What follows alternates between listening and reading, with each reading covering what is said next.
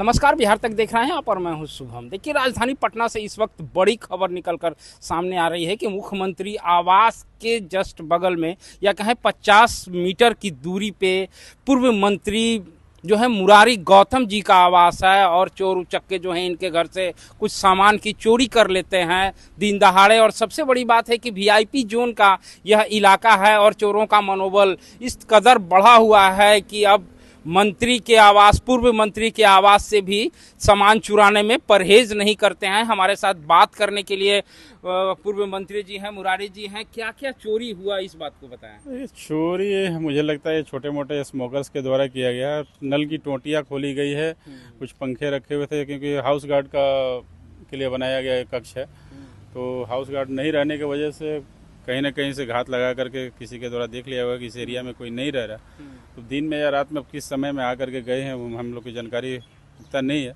लेकिन हमें जो जानकारी मिली, क्योंकि मैं क्षेत्र में था, हमारे स्टाफ के द्वारा बताया कि 5 बजे शाम में मुझे फ़ोन से बताया गया इस तरह की घटना हुई है। तत्काल हमने थाना को सूचना किया, थाना के लोग आए, देख रेख के गए हैं और अग्रतर कार्रवाई उस पर कर रहे हैं। जिस तरह की बात आप स्मैकियर की बात कर रहे हैं, तो क्या इस वीआईपी जोन में भी स्मैकियर का जो है अड्डा बना रहता है या इसका भी है कुछ? वीआईपी जोन के साथ साथ हम लोग राजनीतिक आदमी और राजनीतिक व्यक्ति के पास हमेशा लोग आते रहते हैं। हम लोग चुनाव जीत कर आते हैं, क्षेत्र की जनता और कई तरह की समस्या लेकर के लोग आते रहते हैं।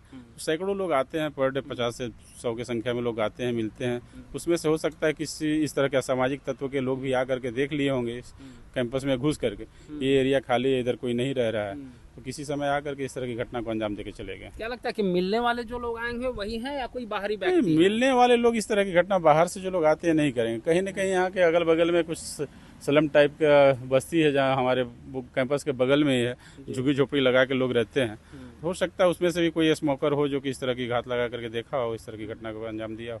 तो इसके लिए आपने क्या पुलिस में निश्चित हमने थाना को सूचना दिया था, थाने के लोग आए थे, जांच पड़ताल चल रही है। और मैं तो विशेष रूप से चाहूँगा कि इस तरह की जो झोपड़ियाँ इस एरिया में बसी हुई है इनको कहीं और व्यवस्थित कर दिया जाए, ताकि इस तरह की जो छोटी मोटी घटना हो रही है ये सारी घटनाएं नहीं।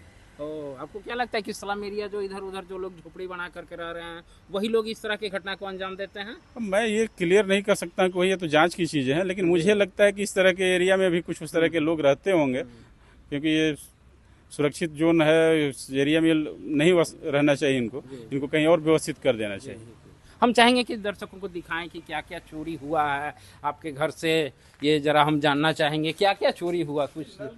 हाँ जी, तो ये आप देख रहे हैं कि ये नल की जो टोटियां हैं वो कमरे से कंबल और कूलर वगैरह जो भी रखा हुआ था, आप देख सकते हैं कि यहाँ इनका जो है पुराना यह जो मंत्री का आवास है, जो गार्ड वगैरह रहते थे इसमें, जिसमें कूलर और जो है गद्दे वगैरह सभी चीज़ रखे हुए थे, जिसको चोरू चक्के ने हाथ साफ कर दिया है। इस वक्त हम आपको पूर्व मंत्री मुरारी गौतम जी के आवास पर हैं और यहाँ आप देख सकते हैं कि यहाँ जो है हाउस गार्ड, जैसा कि उन्होंने बताया कि हाउस गार्ड नहीं रहने के कारण जो है यहाँ जो है स्मैकियर लोग इस तरह की घटना को अंजाम दे रहे हैं। उन्होंने बहुत बड़ी बात कहते हुए कही कि मंत्री आवास के बाहर या फिर जो भी वीआईपी जोन है आसपास के लोग जो झुग्गी झोपड़ी बनाकर रहते हैं वे लोग भी इस तरह की घटना को अंजाम दे सकते हैं। उन्होंने आशंका व्यक्त की है, ऐसा नहीं कहा है उन्होंने कि इस तरह की घटना वही दे सकते हैं, लेकिन यह तो जाँच का विषय है और इन्होंने प्राथमिकी भी दर्ज करा दी है। और देखने वाली बात होगी कि इस तरह वीआईपी जोन में जिस तरह से चोरियां हो जा रही है